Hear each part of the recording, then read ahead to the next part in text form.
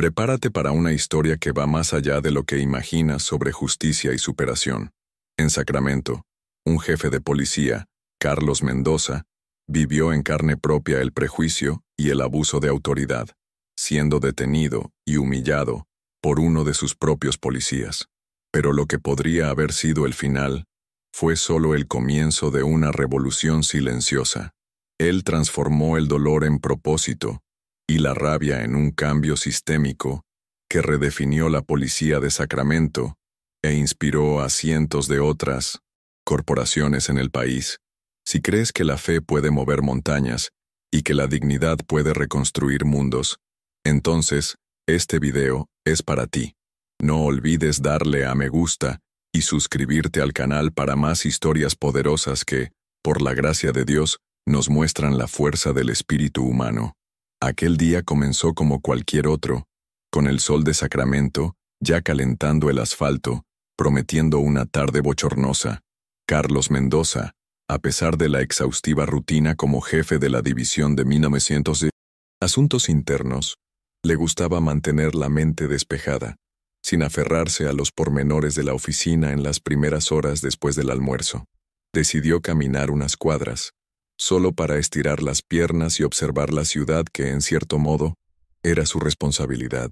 Vestía una camisa social clara, pantalones bien cortados y zapatos pulcros, la imagen de un profesional que se cuidaba, que tenía cierto aprecio por el orden y la presentación.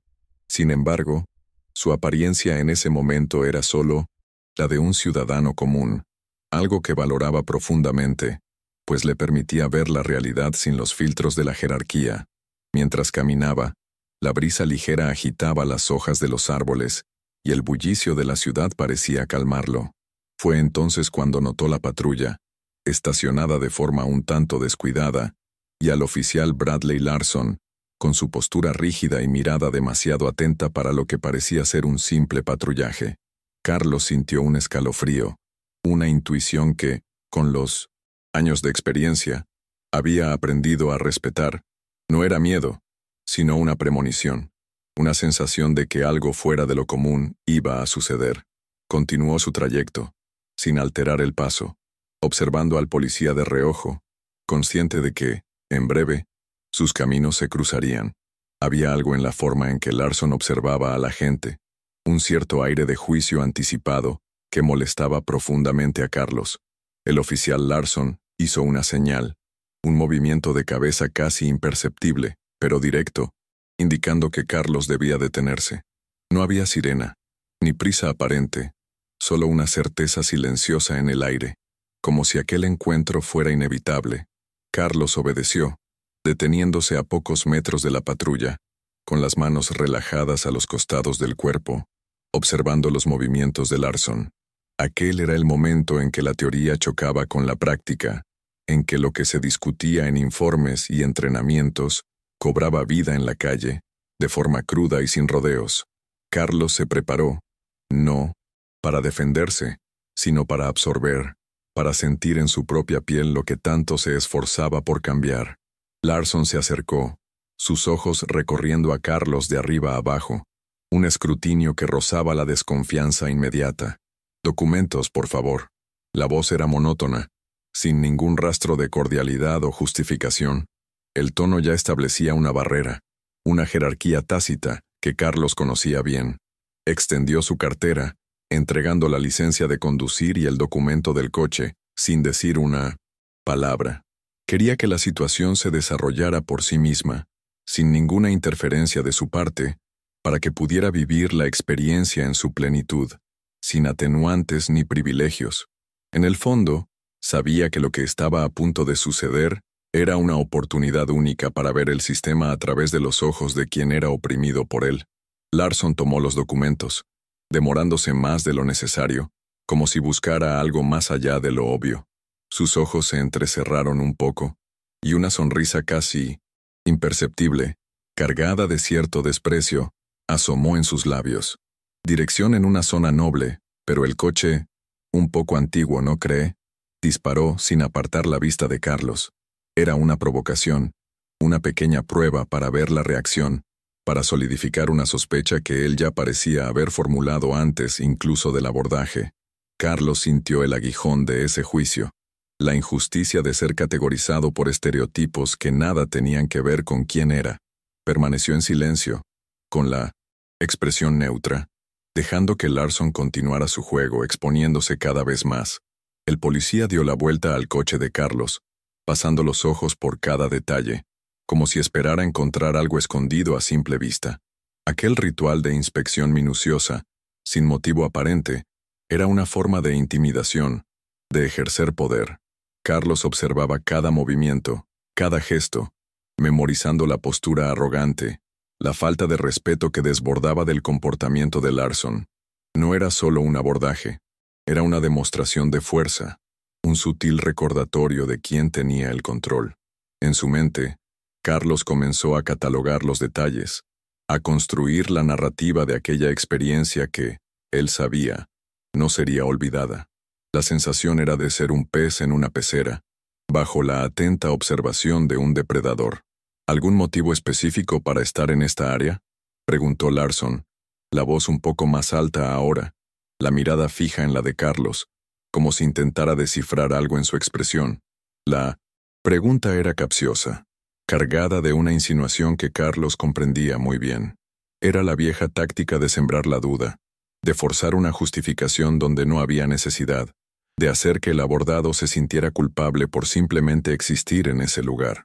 Carlos permaneció en silencio, dejando la pregunta en el aire, no por rebeldía, sino por una convicción interna de que no necesitaba explicarse a alguien que ya tenía un juicio preconcebido.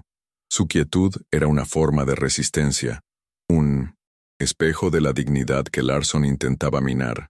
Larson, al percibir la falta de respuesta, pareció irritarse. El semblante antes controlado ahora mostraba un ligero ceño fruncido, una señal de impaciencia.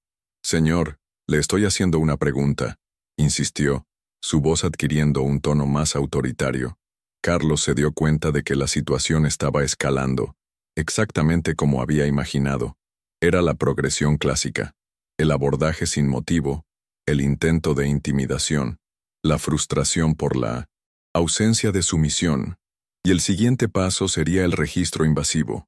Sintió una mezcla de decepción y una extraña confirmación. Aquel era el sistema en pleno funcionamiento, exponiendo sus heridas más profundas, y él estaba allí, en medio de ellas, sintiendo lo que tantos otros sentían a diario. Aquella experiencia, sabía, sería un parteaguas para muchos. Larson, entonces, hizo un movimiento con la mano, indicando a Carlos que se diera la vuelta. «Voy a hacer un registro de rutina, señor», dijo con un tono que no admitía objeciones.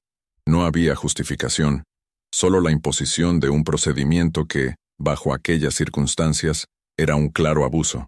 Carlos sintió un nudo en la garganta, no de rabia, sino de una profunda tristeza. Era la humillación descarada, la sensación de que su integridad era cuestionada sin ningún fundamento. Obedeció, de espaldas al policía, con los brazos ligeramente extendidos a los lados, esperando el toque. Aquella era la realidad para muchos, y él estaba allí, inmerso en ella, absorbiendo cada detalle para que su futura acción se basara en una experiencia genuina, y no solo en informes fríos. El contacto llegó, firme e invasivo, recorriendo su cuerpo. No era una revisión cuidadosa en busca de algo específico, sino un barrido generalizado, casi despectivo. Las manos de Larson le palparon los bolsillos, la cintura, los tobillos, y Carlos sintió cada toque como un golpe en su dignidad. El olor a sudor mezclado con el olor metálico del uniforme del policía llenó el aire a su alrededor.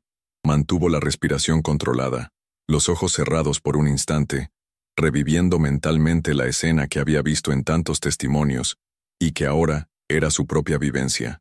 Lo absurdo de la situación, la gratuidad del bochorno, todo se sumaba, reforzando su convicción de que algo tenía que cambiar, y cambiar de forma radical. Mientras las manos de Larson se apartaban, un sutil alivio recorrió a Carlos, no por la interrupción del registro, sino por la conclusión de una etapa que él sabía era crucial para lo que vendría después. El policía, Entonces, dio un paso hacia atrás, con los documentos aún en las manos, como si el registro no hubiera sido suficiente para saciar su desconfianza. Había un silencio pesado en el aire, lleno solo por el ruido distante del tráfico. Carlos sintió el peso de ese silencio, la expectativa silenciosa de Larson por alguna reacción, alguna señal de que su autoridad había sido establecida. Pero Carlos permaneció impasible, con la mente trabajando rápido, conectando los puntos de aquella experiencia con años de datos y testimonios que pasaban por su mesa. Fue entonces cuando Carlos, con un movimiento lento y deliberado, llevó la mano al bolsillo interior de su saco. Larson, instintivamente, tensó los hombros, la mirada fija en el movimiento, quizás esperando algo que justificara su abordaje. Pero lo que Carlos sacó no era un arma o cualquier objeto que pudiera confirmar las sospechas infundadas del policía. Era su cartera funcional, y de dentro de ella, con un brillo casi desafiante bajo el sol de la tarde, sacó la insignia, el metal reluciente en su palma, el escudo del Departamento de Policía de Sacramento, símbolo de la autoridad que él representaba, pero que en ese momento servía como un irónico contrapunto a la autoridad que acababa de sufrir.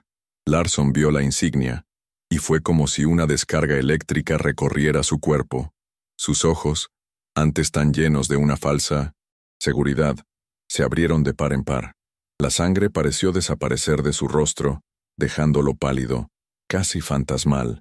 El control que exhibía momentos antes se desvaneció en un instante, reemplazado por un pavor visible. Era aterrador ver el cambio tan brusco, la prepotencia transformarse en miedo en cuestión de segundos. Carlos observó la escena con una frialdad calculada, sin satisfacción ni ira, solo la confirmación de que, detrás de ese uniforme, había un hombre que entendía muy bien el lenguaje del poder, pero que había olvidado el lenguaje de la humanidad. La insignia parecía pesar en la mano de Carlos, no por su material, sino por su significado en aquel contexto. No era solo una placa, era la materialización de una autoridad que Larson, en su arrogancia, había ignorado por completo. El policía balbuceó algo inaudible, sus ojos desviándose rápidamente de la insignia al rostro de Carlos, buscando quizás alguna señal de perdón o clemencia. Pero Carlos no ofreció ninguna. El silencio que siguió fue ensordecedor, lleno solo de la vergüenza y la desesperación de Larson. Era el clímax de la humillación, el punto en que el juego de poder se invertía de forma brutal e inesperada. Larson intentó articular algunas palabras, pero parecían atrapadas en su garganta. La rigidez de su postura se desvaneció, y se encogió ligeramente, con la vergüenza estampada en cada rasgo de su rostro. Aquel ya no era el policía altivo que había iniciado la intervención, sino un hombre pequeño, confrontado con las consecuencias de sus propias acciones. Carlos, por su parte, sentía una calma casi escalofriante. No había triunfo en su mirada, solo la constatación de un problema que necesitaba ser resuelto, una falla sistémica que se manifestaba en ese individuo, pero que se extendía por toda la corporación. Él veía allí la oportunidad, el punto de inflexión que tanto buscaba. Jefe Mendoza, yo no sabía. Larson logró balbucear, el tono de voz casi inaudible, los ojos, evitando el contacto directo. La confesión de ignorancia, aunque tardía, no borraba lo sucedido. Carlos sabía que él no sabía, no era una justificación, sino una revelación de la ceguera que la arrogancia y el prejuicio podían causar.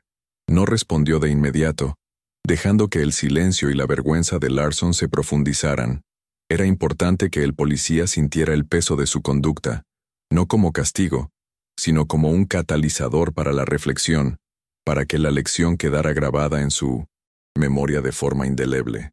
Carlos finalmente guardó la insignia, un movimiento que, aunque simple, pareció sellar el destino de aquel encuentro. La mirada de Larson seguía fija en el suelo, una mezcla de miedo y resignación en sus ojos. No hubo necesidad de palabras duras. La escena ya había hablado por sí misma. Carlos sabía que el verdadero cambio no vendría de un regaño o de un despido inmediato, sino de una transformación interna, de un reconocimiento del error que trascendiera la mera Obediencia a una jerarquía. Estaba allí, presenciando la ruptura de un paradigma, el inicio de una grieta en la armadura de la prepotencia policial. «Puede irse, oficial Larson», dijo Carlos, con voz tranquila pero firme, sin rencor, pero con una autoridad incuestionable. Era una frase simple, pero que llevaba el peso de todo lo que había sucedido. Larson levantó la vista, sorprendido, como si esperara un castigo inmediato.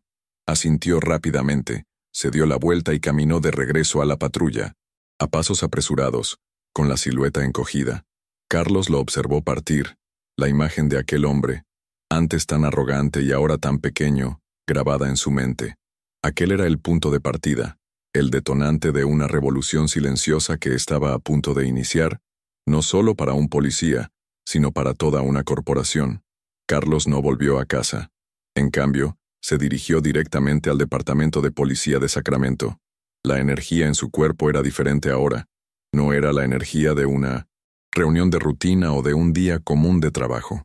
Era la energía de la urgencia, de la claridad que solo una experiencia personal y tan contundente podía traer. En su mente, cada detalle del abordaje se repetía, no como una escena de rabia, sino como un guión preciso de lo que necesitaba ser desmantelado y reconstruido. Se sentía como un cirujano que, tras un diagnóstico preciso, se prepara para una operación delicada, pero esencial. Al llegar, el ambiente parecía el de siempre, el murmullo de los pasillos, el tintineo de los teléfonos, el olor característico a café y papel. Pero para Carlos, todo adquiría una nueva perspectiva, una capa de urgencia que no había sentido antes. Fue directo a su oficina, ignorando los saludos habituales. Se sentó a la mesa, encendió el ordenador y abrió los archivos de datos que él y su equipo habían estado recopilando durante meses. Aquel abordaje con Larson no era un caso aislado, era la punta de un iceberg que él estaba decidido a derribar, y ahora tenía la vivencia para dar el primer golpe. Carlos empezó a sumergirse en los informes de incidentes, en los historiales de quejas y en los datos de las intervenciones. Notó que el nombre de Bradley Larson aparecía en algunas de esas estadísticas, asociado a un patrón de conducta que, aunque no configuraba una falta grave individualmente, revelaba un comportamiento que contribuía al deterioro de la relación entre la policía y la comunidad. Había informes de actitudes bruscas, de intervenciones excesivas y de cierta indiferencia ante las quejas de los ciudadanos. Para Carlos, esto no era solo el problema de un único policía, era un síntoma de una cultura que necesitaba ser revisada, reajustada. Se pasó las manos por el cabello, sintiendo la urgencia de un trabajo que antes parecía una maratón, pero que ahora se convertía en una carrera de velocidad. La emoción de aquella tarde aún reverberaba, pero ahora era canalizada hacia un propósito claro. Sabía que el cambio no vendría de la fuerza bruta, sino de la inteligencia y la persistencia. Carlos abrió un nuevo documento en su computadora y comenzó a esbozar las primeras ideas para un plan integral. No sería solo un castigo para Larson, sino una oportunidad para redefinir las directrices, para infundir una nueva mentalidad en cada agente de la corporación. Veía más allá del incidente aislado. Vislumbraba la compleja red de interacciones y la necesidad de deshacerla, hilo por hilo. La primera etapa del plan de Carlos era la más sensible, presentar la situación a sus superiores. Sabía que enfrentaría resistencia, que la inercia del sistema era poderosa y que muchos preferirían barrer el incidente bajo la alfombra. Pero Carlos no buscaba la aprobación para un castigo, sino para una transformación. Visualizó la conversación preparando los argumentos, los datos y, lo más importante, la narrativa de aquella tarde. La experiencia personal, creía, sería la clave para abrir puertas y mentes que, de otra forma, permanecerían cerradas. No iba a limitarse a relatar un hecho, iba a compartir una vivencia. Carlos, entonces, pasó las siguientes horas organizando la propuesta. No sería solo una lista de nuevas reglas, sino un modelo integral, que ya mentalizaba llamar Modelo Mendoza. Este modelo implicaría entrenamientos más profundos, centrados en la empatía y la psicología del abordaje, simulaciones realistas que pusieran a los policías en la piel de los civiles, y un sistema de supervisión comunitaria más transparente. Quería que la comunidad se sintiera parte de la solución, no solo la parte que recibía la acción. La idea era crear un ambiente donde la confianza fuera la base, y no el miedo o la desconfianza. Sabía que era ambicioso, pero la urgencia que sentía en ese momento no permitía menos. Al día siguiente, Carlos solicitó una reunión con la alta cúpula del departamento. La noticia de que el jefe de asuntos internos había pedido una reunión urgente, sin detallar el motivo, causó cierto revuelo. Sabía que la curiosidad estaría en el aire, y eso, de alguna forma, jugaba a su favor. Llegó a la sala de reuniones con la carpeta bajo el brazo, no como un acusador, sino como alguien que traía una solución a un problema que, hasta entonces, muchos fingían que no existía o que no tenía la debida proporción. Sentía la responsabilidad del momento, el peso de aquella carpeta que no contenía solo papeles, sino la esperanza de un cambio real. La reunión comenzó con las miradas curiosas de los demás jefes. Carlos fue directo al grano, sin rodeos. Empezó describiendo la tarde anterior, no con rabia, sino con una claridad que captó la atención. Detalló el abordaje, la humillación, el registro invasivo, todo bajo la perspectiva de un ciudadano común. Sus colegas escuchaban en silencio, algunos visiblemente incómodos. No mencionó el nombre de Larson de inmediato, centrándose en la experiencia en sí, en el fallo del sistema. Aquel relato, viniendo de alguien de dentro, con la autoridad, de Carlos tuvo un impacto diferente, más visceral, que cualquier informe formal. Sentía la emoción en su propia voz, pero la mantenía bajo control, enfocándose en la veracidad de los hechos. Carlos explicó cómo la actitud del policía, motivada por estereotipos, degradaba la confianza de la comunidad. No hablaba de teoría, sino de una experiencia viva. Sentí en carne propia lo que millones de personas sienten a diario, dijo, y el peso de esas palabras resonó en la sala. Fue en ese punto donde reveló el nombre de Bradley Larson, no como un villano, sino como un ejemplo de un problema mayor. Argumentó que Larson, por sí solo, no era el único culpable. Era un reflejo de un sistema que necesitaba ser revisado, un sistema que, sin querer, permitía que tales abusos ocurrieran. La sinceridad de su tono y la gravedad de su experiencia personal silenciaron cualquier vestigio de escepticismo en la sala. A continuación, Carlos presentó el modelo Mendoza. Describió cada pilar, los entrenamientos centrados en la empatía, que irían más allá de la teoría, y pondrían a los policías en situaciones que simulaban las experiencias de civiles abordados. Las sesiones de apoyo psicológico, para que los agentes pudieran lidiar con el estrés de la profesión sin transferir frustraciones a la calle. La implementación de cámaras corporales, para mayor transparencia, y la supervisión comunitaria, que acercaría a la población a la fiscalización y al diálogo. Hablaba con pasión, pero con la claridad de alguien que sabía exactamente lo que estaba proponiendo y por qué. El plan era ambicioso, pero la convicción de Carlos era innegable, y el silencio de la sala era la señal de que estaba logrando tocar la herida. La sala permaneció en silencio por un momento después de que Carlos concluyera su presentación. Era un silencio reflexivo, cargado de un peso que iba más allá de las palabras. El jefe del departamento, un hombre pragmático que valoraba la eficiencia, fue el primero en romper el silencio. Carlos, esto es ambicioso, y usted está proponiendo un cambio cultural que llevará tiempo y recursos considerables, dijo, con voz ponderada, pero sin ningún tono de desaprobación. Carlos asintió, consciente de los desafíos, pero determinado a enfrentarlos. Sabía que el costo de la inacción sería mucho mayor que el del cambio. Otros jefes comenzaron a hacer preguntas, algunas escépticas, otras más abiertas. Carlos respondió a cada una con la misma calma y convicción. Explicó los beneficios a largo plazo, la reducción de quejas, la mejora de la imagen de la corporación, la construcción de puentes con la comunidad. Habló sobre el impacto en la seguridad pública y en la confianza de la gente en la policía. No era solo una cuestión de corregir un error, sino de construir un futuro. Con cada respuesta, veía más y más miradas volviéndose hacia él con una nueva comprensión. dándose cuenta de que aquello no era un desahogo personal, sino una visión estratégica para el futuro del departamento. Al final de la reunión, el jefe del departamento, visiblemente impresionado, miró a Carlos con una nueva admiración. Carlos, usted no solo está proponiendo un cambio, nos está desafiando a ser mejores. Y yo, por mi parte, acepto el desafío. Aquellas palabras fueron un alivio para Carlos, pero también una confirmación del peso que ahora cargaba sobre sus hombros. La responsabilidad era inmensa, pero la visión era clara. Sabía que la batalla estaba lejos de terminar, pero el primer y más difícil paso había sido dado: el convencimiento del liderazgo. Ahora venía la parte más compleja: la implementación. Carlos salió de la reunión sintiendo una mezcla de agotamiento y euforia.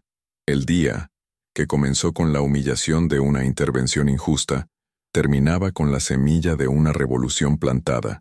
Sabía que enfrentaría obstáculos, que la resistencia al cambio sería grande, pero la imagen del rostro pálido de Larson y la voz en su mente de tantos ciudadanos que sufrieron lo mismo, lo impulsaban. No estaba haciendo esto por venganza, sino por justicia, por un sacramento mejor, donde el uniforme representara protección, y no temor. Aquel era el inicio de un nuevo capítulo, no solo para él, sino para toda la comunidad. En los días que siguieron a aquella crucial reunión, Carlos se sumergió de lleno en la fase de implementación. La primera medida fue una reevaluación de todos los protocolos de intervención, desmantelando las lagunas que permitían la subjetividad y el prejuicio. Trabajó codo a codo con su equipo, revisando cada palabra, cada procedimiento, para que no hubiera espacio para interpretaciones erróneas o abusos disfrazados de rutina. Las noches eran largas, llenas de diagramas, flujogramas y discusiones acaloradas sobre la mejor manera de traducir la teoría en una práctica policial que fuera realmente justa y humana. No era solo una cuestión de papeleo, sino de mentalidad. La resistencia, como Carlos había previsto, comenzó a surgir. Algunos agentes, acostumbrados a los viejos métodos, murmuraban en los pasillos, cuestionando la necesidad de tanto cambio. Había una sensación de incomodidad, de que su autoridad estaba siendo disminuida. Carlos, sin embargo, no se intimidó. Organizó reuniones con grupos más pequeños de policías, escuchando sus preocupaciones, pero también explicando la importancia de la transformación. No era una imposición de arriba hacia abajo, sino una invitación a la reflexión, a una nueva forma de verse a sí mismos y a la comunidad que juraron proteger. Sabía que el desafío era enorme, pero la urgencia que sentía era aún mayor. Los entrenamientos de empatía fueron el punto central del modelo Mendoza. Carlos insistió en que no fueran charlas teóricas, sino simulaciones inmersivas. En una de las actividades, los policías eran vendados y llevados a barrios que no conocían, para sentir la incomodidad de perderse en un ambiente extraño, y luego tenían que pedir ayuda a civiles. En otra, actuaban como ciudadanos comunes siendo abordados por otros policías, reviviendo las sensaciones de miedo, impotencia y frustración. Era perturbador para muchos, pero fundamental para que comprendieran el impacto de sus acciones en aquellos a quienes juraron proteger. La intención era que la teoría se convirtiera en carne, que la empatía naciera de la experiencia. Carlos acompañaba cada sesión de cerca, observando las reacciones, los rostros tensos, las expresiones de sorpresa y a veces, incluso de shock. Veía el cambio, la semilla de la comprensión siendo plantada. Algunos policías resistían más, pero la mayoría, después de las simulaciones, admitía que nunca había pensado en la situación desde esa perspectiva. Era un proceso lento, pero las discusiones post-simulación eran reveladoras, llenas de desahogos y reconocimientos. Aquel día en particular, recordaba la expresión de un joven policía que, tras la simulación de un abordaje, dijo: «Nunca imaginé que pudiéramos causar tanto miedo. Esto lo cambia todo». Y Carlos sabía que estaba en el camino correcto. Además de los entrenamientos, la implementación de las cámaras corporales fue otro pilar fundamental. Muchos policías se resistieron inicialmente, argumentando que la medida era una falta de confianza en su trabajo. Pero Carlos explicó que las cámaras no eran para castigar, sino para proteger. Proteger al ciudadano de abusos y proteger al propio policía de acusaciones infundadas. La transparencia, argumentaba, era una vía de doble sentido, beneficiosa para todos. La idea era que la tecnología se convirtiera en una aliada de la justicia y la confianza, no un instrumento de control. Las primeras semanas con las cámaras fueron tensas. Hubo casos de olvido, de fallo en el encendido, pero Carlos fue persistente. Promovió sesiones de retroalimentación, mostró ejemplos de cómo las grabaciones habían sido útiles en diversas situaciones, tanto para exculpar a policías como para identificar conductas inadecuadas. Poco a poco, la resistencia disminuyó, y la cámara dejó de ser vista como una carga para convertirse en parte del equipo. La imagen del policía en servicio comenzaba a cambiar, no solo para la comunidad, sino para él mismo, que ahora tenía la certeza de que sus acciones serían registradas y podrían ser verificadas. La supervisión comunitaria, uno de los pilares más audaces del modelo Mendoza, comenzó con la creación de consejos consultivos, formados por vecinos de diferentes barrios, líderes comunitarios y representantes de minorías. La idea era que la población tuviera voz activa en las discusiones sobre las prácticas policiales, ofreciendo retroalimentación directa y participando en la construcción de soluciones. Carlos creía que la policía no podía trabajar aislada. La confianza vendría de la colaboración, de la escucha atenta de las necesidades de quien era servido. Fue un paso importante para desmitificar la figura del policía como una autoridad intocable y distante. Las primeras reuniones estuvieron repletas de desconfianza e incluso hostilidad, reflejo de años de fricciones. Había relatos de experiencias dolorosas, de injusticias sufridas. Carlos, sin embargo, no eludió las críticas. Escuchó pacientemente, reconoció los errores del pasado y garantizó que la intención era cambiar. Poco a poco, la barrera comenzó a ceder. Ver al liderazgo del departamento dispuesto a escuchar, a admitir fallos y a proponer soluciones concretas, comenzó a generar un sentido de esperanza. Aquellas reuniones, antes vistas con escepticismo, se convirtieron en espacios de diálogo genuino, donde la comunidad se sentía, por primera vez, realmente escuchada y valorada. 6 meses pasaron, y los primeros resultados del modelo Mendoza comenzaron a aparecer de forma palpable.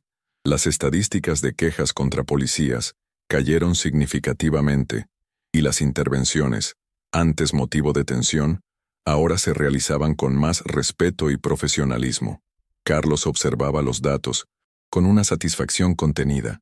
No se trataba de números fríos, sino de vidas que estaban siendo impactadas positivamente. Veía en los ojos de los policías un cambio sutil, pero profundo, menos arrogancia, más escucha. Era como si la conciencia, antes adormecida, hubiera sido despertada a una nueva realidad, donde la confianza mutua era más valorada que el poder. Las historias que llegaban a los oídos de Carlos eran el mayor combustible. Padres que relataban que sus hijos, antes con miedo a la policía, ahora saludaban a las patrullas. Jóvenes que, en lugar de huir, se acercaban para preguntar sobre la carrera policial. La comunidad comenzaba a ver la insignia no como una amenaza, sino como un símbolo de protección. Ese sentimiento de esperanza era contagioso, y se extendía por las calles de Sacramento. Carlos sabía que el camino era largo, pero los frutos cosechados en esos primeros meses eran la prueba de que la persistencia y la visión estaban valiendo la pena. Veía en los rostros de 1900 las personas la validación de todo el esfuerzo y de todas las noches de insomnio. Un año después, el modelo Mendoza ya era una realidad consolidada en Sacramento. El departamento de policía se convirtió en un ejemplo a seguir, recibiendo visitas de corporaciones de otras ciudades interesadas en replicar el éxito. La tasa de criminalidad, especialmente los delitos callejeros, tuvo una caída perceptible, y el número de incidentes que implicaban el uso excesivo de la fuerza policial se desplomó. Nombre de Carlos Mendoza, antes conocido solo en los círculos internos, ahora se pronunciaba con respeto y admiración en toda la ciudad. No era solo un jefe, era el arquitecto de una transformación que parecía imposible. Carlos, sin embargo, Mantenía los pies en la tierra. Sabía que el trabajo nunca estaría realmente terminado. Siempre había nuevas mejoras que hacer, nuevos desafíos que superar, pero lo que veía en las calles de Sacramento era la prueba de que valía la pena. Policías, interactuando con niños en las plazas, conversaciones respetuosas en las intervenciones, y una sensación general de que la policía estaba allí para servir, y no para oprimir. Aquella visión que tuvo durante la intervención de Larson, la semilla de un cambio, había germinado y dado frutos que superaban sus expectativas iniciales. Veía en los ojos de la gente el reflejo de una ciudad que volvía a confiar en sus protectores. 5 años después de aquella tarde que lo cambió todo, el modelo Mendoza había trascendido las fronteras de Sacramento. Más de 200 departamentos de policía en todo el país ya habían adoptado, en mayor o menor grado, las prácticas implementadas por Carlos. Lo que comenzó como una respuesta a una injusticia personal, se transformó en un movimiento nacional por la humanización de la actuación policial. Carlos Mendoza ya no era solo el jefe de asuntos internos de Sacramento, era un símbolo de que el cambio era posible, de que la integridad podía, de hecho, prevalecer sobre la fuerza bruta y el prejuicio. El verdadero legado, sin embargo, no estaba en las estadísticas o en el número de departamentos que lo adoptaron. Estaba en las historias individuales, en las pequeñas victorias diarias. Estaba en los ojos de los niños que ahora no huían de los policías, sino que se acercaban con curiosidad. Estaba en los jóvenes antes marginados que, con la confianza recuperada, comenzaron a colaborar con las autoridades, ayudando a educar a sus compañeros sobre derechos y deberes. Estaba en los oficiales transformados que finalmente entendían que servir no era dominar, sino proteger con humanidad, con empatía, con respeto. Carlos veía su propia experiencia replicada en cada interacción positiva, y eso era la mayor recompensa. La historia de Carlos Mendoza dejó de ser solo suya. Se convirtió en un testimonio vivo de que la fuerza de un sistema no reside en su rigidez, sino en su capacidad de moldearse, de aprender y de evolucionar. Aquel día, que podría haber sido solo un incidente más de abuso de autoridad, se transformó en el catalizador de un cambio sin precedentes. Él, que fue víctima del prejuicio, no buscó la venganza, sino la reparación a través de la transformación. Su autoridad moral, construida sobre la base de la experiencia personal, le dio la fuerza para desafiar el status quo y redefinir lo que significaba ser un policía en una comunidad diversa. Para Carlos, la mayor victoria no estaba en los aplausos o en los reportajes, sino en la sensación de ver una comunidad que antes vivía bajo la sombra de la desconfianza, ahora florecer en la colaboración con la policía. Sabía que el trabajo era continuo, que la vigilancia necesitaba ser constante, pero la semilla del cambio estaba firmemente plantada. Los recuerdos de aquella tarde en que fue abordado aún venían a su mente, pero no con amargura, sino con la gratitud por haber transformado una experiencia dolorosa en un legado de esperanza y humanidad para tantas personas. Aquel día, específico, fue el punto de partida de un viaje que resignificó la relación entre la policía y el pueblo. La ciudad de Sacramento, con sus calles bulliciosas y la diversidad de su gente, se convirtió en el escenario de una transformación que resonaría en todo el país. Aquel día en que Carlos Mendoza, el jefe latino, fue tratado como un criminal común, no fue un punto final, sino un punto de inflexión. No permitió que la injusticia lo carcomiera, sino que la usó como palanca para construir algo más grande. La dignidad que mantuvo durante el abordaje, la frialdad analítica con la que observó la situación, todo eso culminó en una fuerza interior que impulsó un cambio sin precedentes. Era la prueba de que el poder de la integridad podía desarmar la prepotencia. Cada nuevo policía que era entrenado bajo el modelo Mendoza llevaba consigo no solo técnicas, sino una nueva filosofía. Aprendían a ver al ciudadano no como un potencial sospechoso, sino como alguien a quien proteger, a quien respetar. El brillo en los ojos de esos policías, que ahora sentían orgullo de su trabajo de una forma más profunda, era el reflejo del legado de Carlos. Él no había creado un héroe, sino una red de hombres y mujeres que, A su vez, serían héroes en sus comunidades. La superación no fue solo la de un hombre, sino la de una institución que aprendió a servir de una forma más humana. Aquel día en Sacramento quedó marcado no por el abordaje injusto, sino por la revolución que desencadenó. Carlos Mendoza, un hombre que podría haberse rebelado y buscado venganza, optó por un camino más difícil, pero infinitamente más transformador. Usó su propio dolor y humillación como combustible para lo que él llamaba reconstrucción de la confianza. Y esa reconstrucción se manifestaba en los pequeños gestos diarios, en la sonrisa de un policía que ayuda a un niño a cruzar la calle, en la conversación respetuosa con un residente durante una ronda, en la forma en que la comunidad, antes recelosa, ahora se sentía más segura. El legado de Carlos no fue escrito en placas de bronce o en monumentos, sino en las actitudes, en los comportamientos y principalmente en la percepción de la población sobre la policía, la integridad que demostró al enfrentar la situación, la paciencia para escuchar y la firmeza para proponer el cambio. Todo ello se convirtió en la base de una nueva cultura. Él demostró que, incluso ante lo que parecía una barrera infranqueable, la humanidad y la empatía podían abrirse camino.